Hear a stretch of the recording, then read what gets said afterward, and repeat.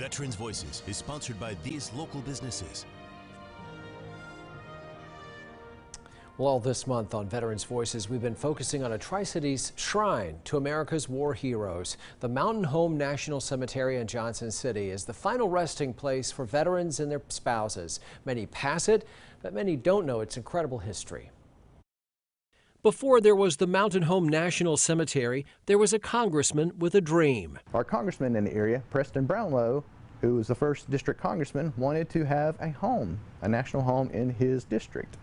And he was basically told from Congress and from the national board that there's no new homes being built. If Tennessee wants a home, they need to build it themselves. Veteran historian Alan Jackson says Congressman Brownlow soon won the needed support to open what was called the Mountain Home branch of the National Asylum for Disabled Volunteer Soldiers. There were actually a lot of the veterans that were disabled, that were actually injured. They didn't have a place to go. They couldn't actually take care of themselves because they couldn't work, depending if missing an arm or a leg or maybe blinded or whatever it may be. And they didn't really have anyone else, especially in the bigger cities. Mountain Home opened in October 1903 as the 9th home to care for Union veterans of the Civil War. Soon, a new need arose. Well, one of the first things they established was the cemetery, and it's what they call the Silent Circle.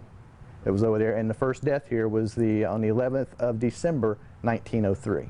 At first, veteran graves encircled a simple monument. Over decades, in multiple wars and military campaigns, the cemetery would grow. African-American veterans would soon be buried here, but for a while, segregation followed them even to their graves. 4 Medal of Honor recipients are buried here, in all, now 17,000 plus graves. In 1973, the U.S. Veterans Administration took control and made it a national cemetery.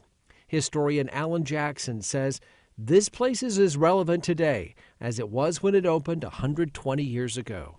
Well, it's important because the freedoms that we have today, and we owe basically what we have, the freedoms that we have, to these men and women who served. You can see our previous reports on the Mountain Home National Cemetery. You'll hear interviews with the people who helped to maintain it and learn more about other veterans in our region in the Veterans Voices section on WJHL.com.